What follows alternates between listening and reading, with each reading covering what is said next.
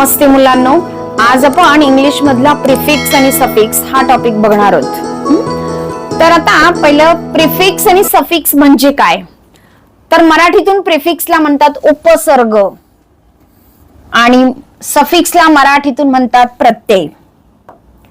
आता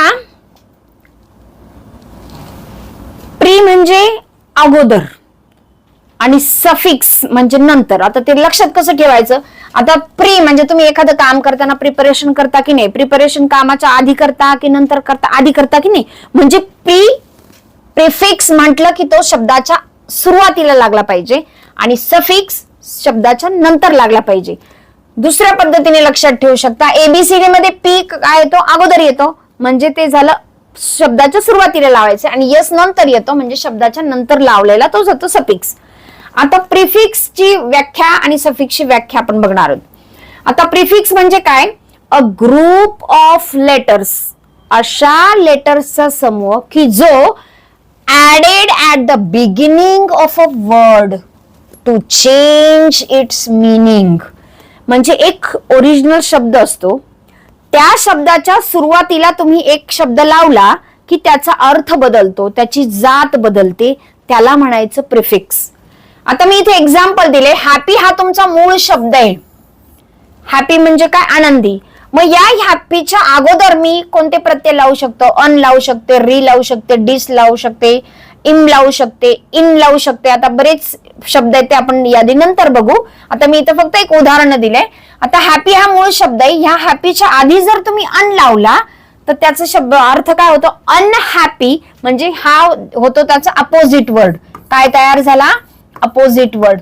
म्हणजेच हॅपीचा जर त्याला प्रिफिक्स लावलं तर तो होतो अनहॅपी। आता सफिक्स म्हणजे काय, a group of letters added at the end of a word to change its meaning. End of a word शब्दाच्या शेवटी लावला जातो, त्याच्यामुळे त्याचा अर्थही बदलतो, त्याची जातही बदलते। आता तोच शब्द घेतला मी हॅपी, आता इथे तुम्ही सुरुवातीला अन लावला होता, इथे हॅपीच्या नंतर लावायचा आहे, पण जनरली इंग्लिश मध्ये वायचा नेस लावायचा, मला हॅपीनेस इथं वायचा आय झालाय फक्त, आणि मी प्रत्यय कोणता लावलाय, नेस, हॅपीनेस हे झालं त्याचं नाउन। इथं वरती काय झालं होतं, त्याचा अपोजिट शब्द तयार झाला होता, इथे काय झालं, त्याचं नाउन तयार झालं। आता सफिक्स मध्ये तुम्ही उदाहरण बघू शकता, नेस लावू शकता, नंतर एबल लावू शकता, शिप म्हणजे रिलेशनशिप, रीडेबल, हॅपीनेस, हे झाले उदाहरण। आता तुम्ही म्हणाल ते करायचं कसं, आता मी एक शब्द घेतला सपोज रिलेशन,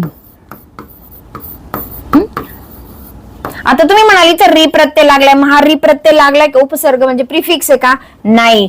जेव्हा जर तुम्ही याच्यातला री काढला तर उरलेला जो शब्द आहे तो अर्थपूर्ण शब्द असला पाहिजे, तरच तो तुम्ही प्रत्येक विचारात घ्याल। इथे री प्रत्यय लागलेला नाही म्हणजे सफिक्स प्रिफिक्स लागलेला नाही, म्हणजेच री इथे प्रिफिक्स नाही, कारण लेशन हा एक अर्थपूर्ण शब्द तयार होत नाही। पण मी असं लिहिलं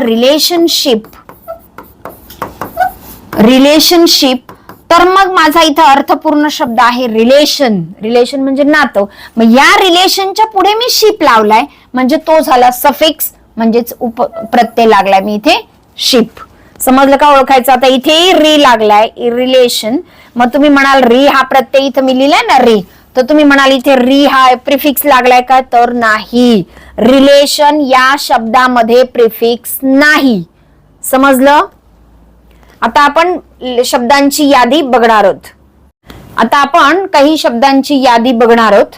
आता जास्त यादी पुस्तकात पण दिलेली आहे, जर तुम्ही या चॅनेलला सबस्क्राईब केलं नसेल यशदीपच्या तर सबस्क्राईब करा, म्हणजे तुम्हाला नवनवीन आलेले व्हिडिओज तुम्हाला पाहायला मिळतील। पुस्तकं जर घेतली नसेल तर ती पुस्तकं घ्या आणि सराव करा। तर आता त्या पुस्तकामध्ये पण भरपूर यादी दिलेली, आता मी एक 5-5 उदाहरणं दिलेली आहेत याच्यात।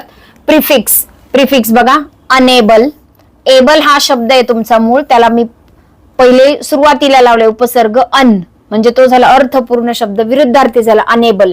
तसंच राईट हा शब्द आहे, त्याच्या अगोदर मी री लावलाय, नंतर लाईक हा शब्द आहे, त्याच्या अगोदर मी डिस लावलाय, म्हणजे ते अपोजिट शब्द तयार झालाय। रिराईट म्हणजे परत लिहा। प्रिव्ह्यू, इथं व्ह्यू हा शब्द आहे, त्याच्या मागे मी प्री लावलाय। नंतर अंडरस्टँड, अंडरस्टँड हा एक ओरिजिनल शब्द आहे, मूळ शब्द आहे, त्याच्या मागे मी मिस लावलाय, मिस अंडरस्टँड. म्हणजे जनरली जेव्हा तुम्ही उपसर्ग म्हणजे प्रिफिक्स लावता की नाही, जनरली विरुद्धार्थी शब्द तयार होतात त्याचे. ठीक आहे. आता सफिक्स मध्ये काय बघा, रीडेबल, रीड हा शब्द आहे तुमचा, एबल हा प्रत्यय लागलाय, रीडेबल म्हणजे तुम्ही जे वाचू शकता त्याला म्हणायचं रीडेबल. एन्जॉय हा मूळ शब्द आहे, त्याला मी लावले एन्जॉयमेंट. नंतर आर्ट हा शब्द आहे, त्याला मी लावले आर्टिस्ट. क्रिएट हा शब्द आहे, त्याच्या पुढे लावले क्रिएशन. चाइल्ड हा मूळ शब्द आहे, त्याच्या मागे लावले मी चाइल्डहुड. जनरली सफिक्स जेव्हा लावतो तेव्हा त्याच्यामध्ये नामात रूपांतर होतं, आणि जेव्हा प्रिफिक्स लावतो तेव्हा जनरली विरुद्धार्थी शब्दात त्याचं रूपांतर होतं. आता परीक्षेत प्रश्न कसे विचारले जातात ते आपण बघूयात. पहिला प्रश्न आहे, add a suitable suffix to form a new word. आता शब्द दिलेले असतील आणि त्याच्या मागे पुढे कोणता सफिक्स लावायचा आहे, कोणता प्रिफिक्स लावायचा आहे, याच्यासाठी तुमचं जास्त वाचन लागतं. इंग्रजी येण्यासाठी तुम्ही जास्त वाचनही करायला पाहिजे. म्हणजे शब्द तुमचे जास्त डोळ्यासमोरून गेले की मग तुम्हाला प्रिफिक्स की सफिक्स लवकर ओळखता येतं. आता इथे आपल्याला काय करायचं, सुटेबल सफिक्स लावायचंय. सफिक्स म्हणजे काय, नंतर लावायचंय. टीच हा तुमचा ओरिजिनल शब्द आहे, मूळ शब्द. मग टीचचं काय, टीचर. म्हणजे तुम्ही इथं काय लावणार, ER लागला की नंतर शब्द होणार तयार, टीचर. दुसरा प्रश्न आहे, which is the prefix in the word impossible. आता बघायचं शब्द ओरिजिनल अर्थपूर्ण शब्द कोणता, याच्यामधला पॉसिबल आहे. पॉसिबलच्या मागे काय लावले, इम, म्हणजे याच्यातला प्रिफिक्स काय झाला, इम. नंतर तिसरा प्रश्न आहे, which word is formed using a suffix. Suffix म्हणजे पहिलं डोक्यात फिट बसवायचं, सफिक्स म्हणजे नंतर लावायचं, नंतर लावल्यानंतर तो अर्थपूर्ण शब्द तयार व्हायला पाहिजे. मग युजिंग सफिक्स, आता रिप्ले, प्ले हा शब्द आहे त्याच्या मागे लागलाय म्हणजे आधी लागलाय म्हणजे हे प्रिफिक्स आहे, सफिक्स नाही. स्लो हा शब्द आहे त्याच्या नंतर लावलाय म्हणजे हा झाला सफिक्स. आता इथेच मला उत्तर सापडलं पण तरी आपल्याला सगळे चेक करायला पाहिजे. रीराईट, राईट हा शब्द आहे त्याच्या मागे मी री लावलाय म्हणजे हे प्रिफिक्स आहे. आणि नेशन या शब्दामध्ये तर प्रत्ययच नाही, नेशन हे हा एकच शब्द आहे. ठीक आहे. तर असे विविध प्रकारची उदाहरणं तुम्हाला पुस्तकातही दिलेली आहेत. पुस्तकातील प्रश्नांचा सराव करा. पुस्तकं घेतली नसेल तर घ्या. वेबसाईटवर नंबर आहे, त्या नंबरवरनं तुम्ही फोन करून ऑनलाईन पुस्तकं मागू शकता. आणि चॅनेलला सबस्क्राईब केलं नसेल तर सबस्क्राईब करा आणि खूप अभ्यास करा. धन्यवाद.